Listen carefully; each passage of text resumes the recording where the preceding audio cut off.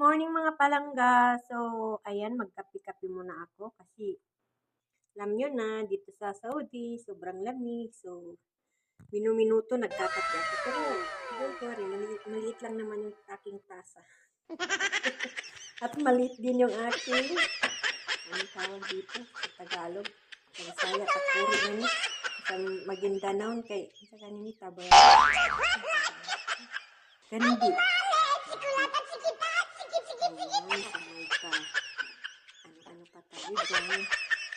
Kasi dito natin iinitin. Ganyan, mga palangga. Diba? Ganun. So, ayan ang ating update ngayon. So, thank you for watching. Ipashare naman sa ating mga video.